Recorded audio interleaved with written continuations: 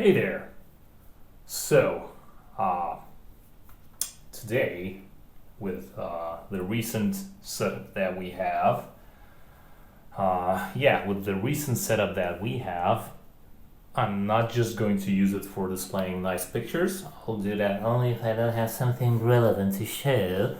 But this time around, this is actually relevant to the discussion we will have right here. And it's not something that you're voluntarily participating in. It's just me obliging you to watch my video and nod your head in agreement. So, yes. Say yes. Here's the deal. Recently, some months ago, I think I don't know, with the quarantine, I'm losing track of time. I want to say some months ago, but probably it's already more than 1 year ago. Floyd Rose, which by the way is a guy, it's a human being. He is a human being. It's not just a brand name. Like with a lot of things, like with Fender, like with again, lots of things. Jackson, Charvel, they're all people. Floyd Rose, although you all know him for the bridge, which by the way, this one is not an original, it's a knockoff, not to call it counterfeit.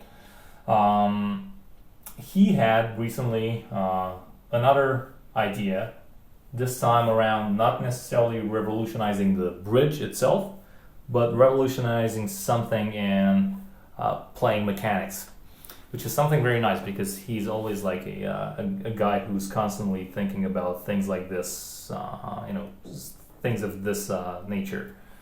Whether you agree with him or not, it's not really that important. What's important is that someone's constantly stirring the pot and not letting it grow stale. So the idea is that he observed that a lot of times one of the problems for which people are not able to pick fast, because there's like a gazillion problems for why you suck at playing guitar. Shout out to Uncle Ben out there on YouTube. Go check his channel. He's a the monster YouTuber. So he has a series of thousands of problems and reasons why you're sucking at guitar. But this time around, we're talking about Mr. Floyd, because Mr. Rose would sound a bit weird, but we're talking about him coming up with this idea, which is very simple, apparently, because probably you also thought about this yourself, if you have any sort of critical or analytical thinking going on. So when you're trying to pick fast, obviously you cannot afford dipping your pick super deep, way past the plane of the strings, so way past the string line, because then your pick gets caught up in between the strings and escaping the string for each action. Each pick stroke becomes very, very tiresome, and this obviously affects your speed because it takes a lot of time and effort to go from one note to the other, not even one string to the other, but even on the same string. You have to do this constant string hopping, which, again, another plug, Troy Grady deeply discusses this aspect and great analysis. So, Mr. Floyd thought about somehow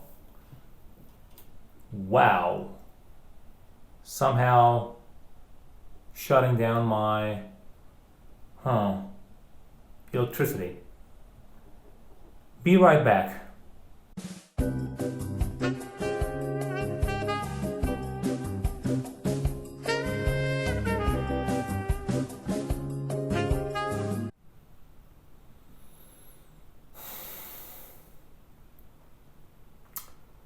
So, now that the power is back and it's 3 days later with a completely different outfit and accumulated life experience, we can proceed. So, after struggling to recreate my two desktops here while ignoring my third and fourth, where was I? Where were we? Well, I think we were at the point where I was just about to present what Mr. Floyd thought about this whole thing. So, his idea was that, well, I'm not sure if you can actually see here, but he created this guitar prototype or concept or whatever, where you see right here where you have like this space in between the neck and the bridge pickup, where usually, for example, on an HSS or an SSS, you have a middle pickup. Well, this area right here, he kind of created like an intermediate arch top. So it's like a raised, bed, if you will, which in some of his earlier designs, because like I said, this is not exactly hot news, although it's still quite recent. But in his recent designs, in his earliest designs, he achieved this by having like a detachable, version of this whole thing, where he would just take like this plastic or whatever he was using, aluminum, I'm not sure. He just had this raised contour or profile mounted on top of a normal flat body, and he was just screwing it in with some screws and whatever. Now he actually embedded it into the guitar body itself. And first, let's talk about why, and then let's talk about some of my opinions.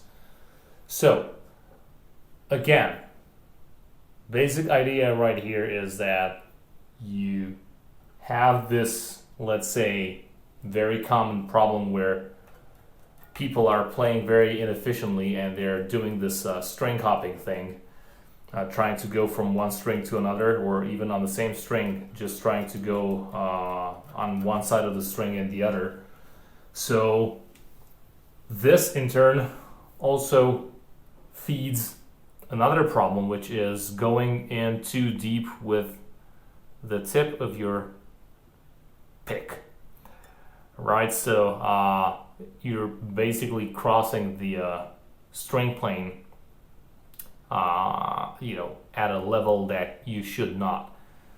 And basically, his idea was that by limiting this thing from underneath, now you can no longer go, let's say, further than, I don't know, whatever optimal pick height, pick depth actually you should have, because you'll hit against the wood. Now, obviously, I'm not gonna talk here about some of the other implications of this thing, like how do you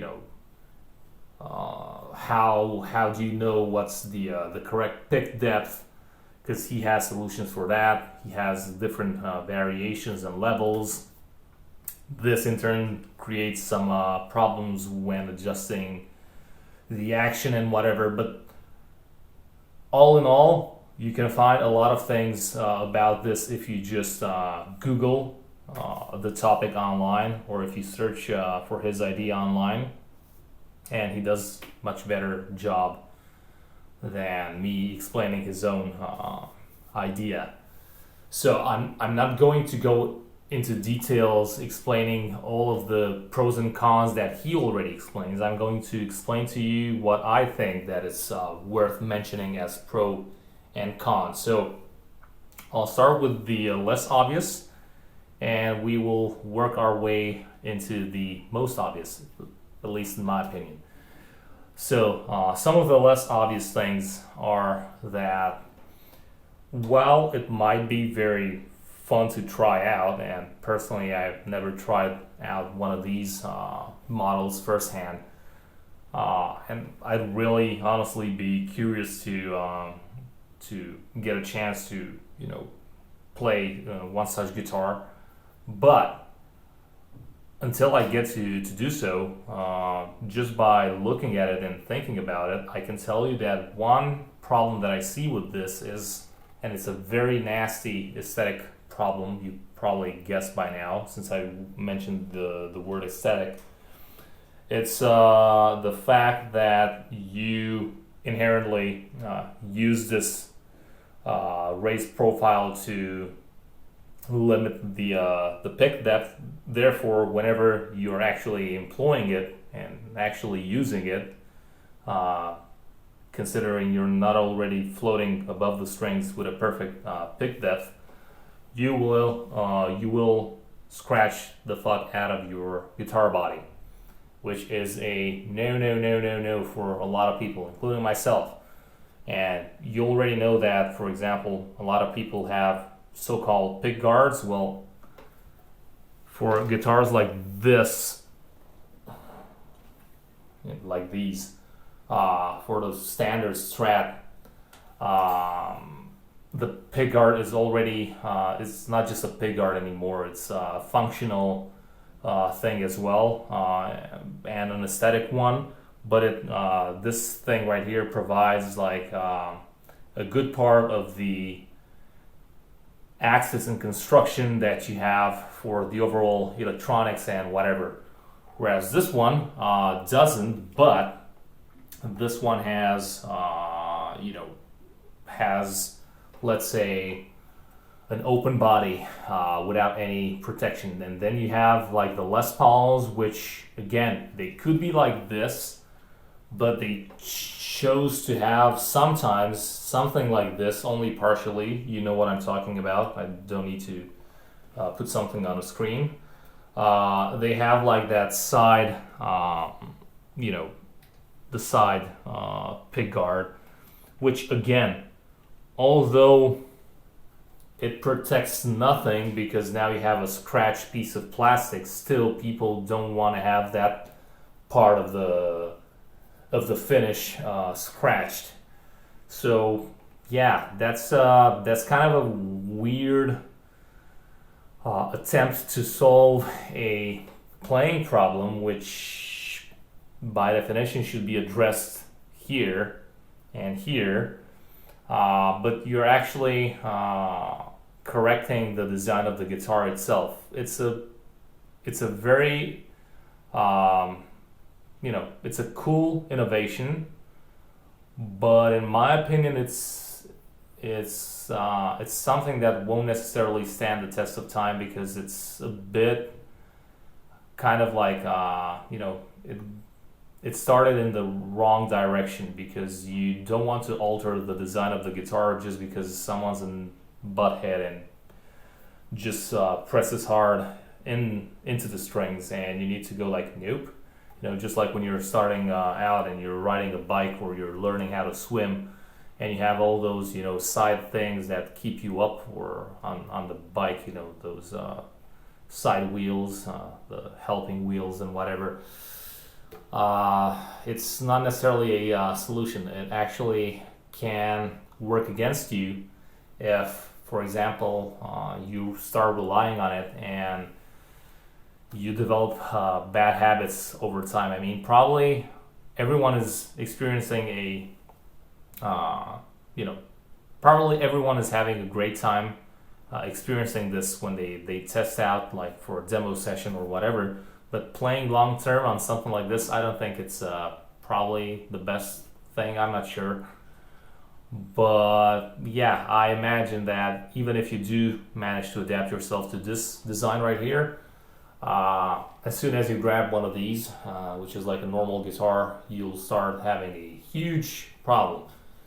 Because all of a sudden you're used to feeling the the raised contour kind of guide you around, and now you'll be like, boop, you'll probably even,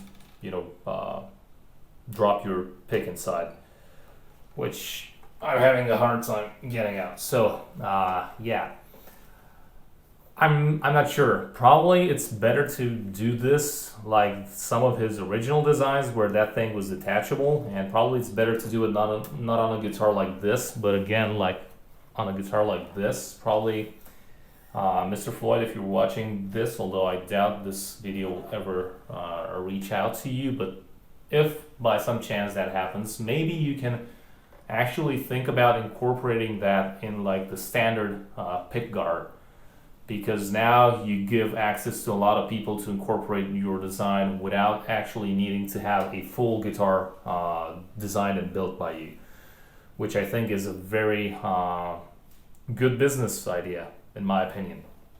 So why have an entire line of uniquely designed guitars when you can just sell this as an accessory to for whoever wants to try it out, right? So that being said, that was the less obvious thing.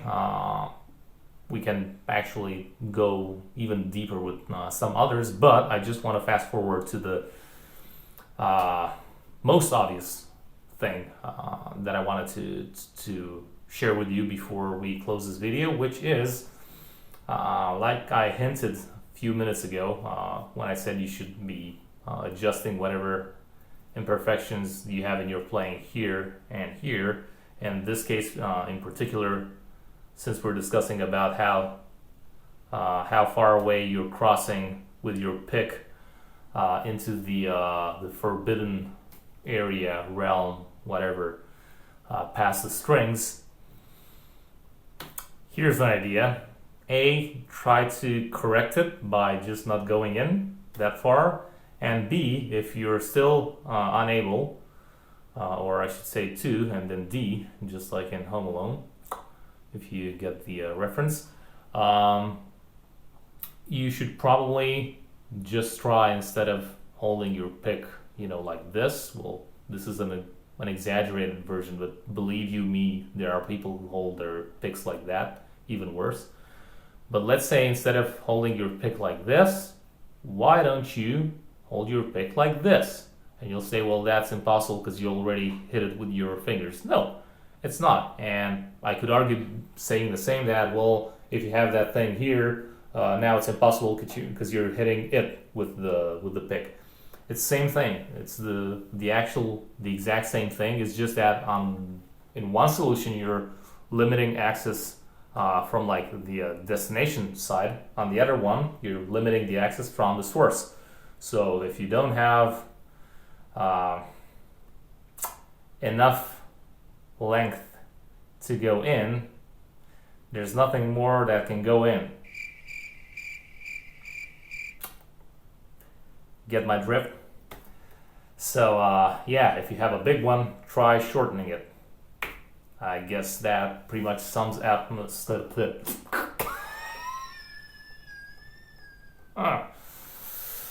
that sums up my my advice for you today. So yeah, just start chopping things away, or just yeah, stay out in the cold just for a little bit. But really now, I remember when I first started out, I had this weird thing that I intuitively corrected within the very first few weeks. But let me just show you what I mean. So I was playing something a bit more normal that you guys might be playing, because I'm playing a lot of weird, very specific, niche type of picks, whatever. But you might be playing something like this, which is like a standard, regular size, like bigger size.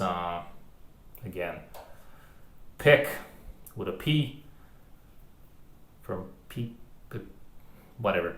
I was kind of like learning my first chords and power chords, especially, just like I said in another video, and I was like banging away like this, you know, while holding my pick like this, and I was very mad because I couldn't grab any pinch harmonics, I couldn't squeal at all, and well, it's because I was holding the guitar, the guitar pick, just like a fucking folk wanna be type of girl pickup dude playing on a guitar out in the park or around the campfire, you name it. The guitar dude that just pisses the fuck out of me.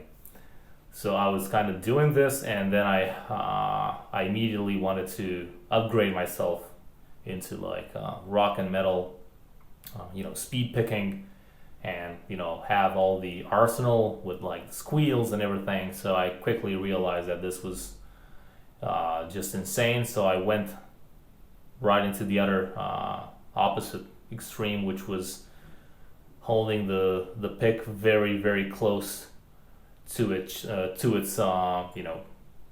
tip right here. So yeah, grab it by the tip, not by the base. A lot of lessons for you today. I think you should be paying me. I should be opening like a Patreon or whatever. I'm not sure, but yeah. So don't be a moron and just try to pick properly, because all of them, Yngwie Malmsteen's and Michelangelo videos and Andy James and whoever you might love, Paul Gilbert's or John Petrucci's or whatever, they don't necessarily need any side wheels to their bike or any, duck inflated accessories when swimming around in the pool, or who knows, they might need it.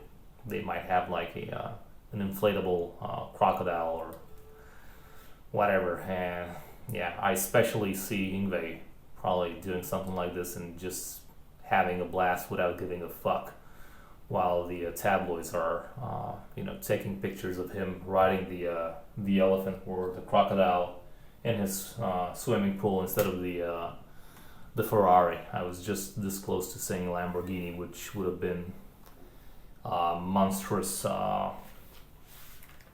error. That thing is for Michelangelo Badio with the Lamborghini. Lamborghini. Well, okay, so that's enough for today. And let me know what you think. Let me know if you like this setup. It's my second video, well, my third, considering the power outage that I had, but doesn't matter, for it's the second one. So if you like it, please let me know. And if you hate it, I'll be sure to make it even more apparent in my future videos, because my main purpose is to annoy you. I dare you to check my my neck relief just by doing this. And with that being said, ladies and gents, yeah, I'll be ending my crazy evening right here, right now. And until next time, see ya.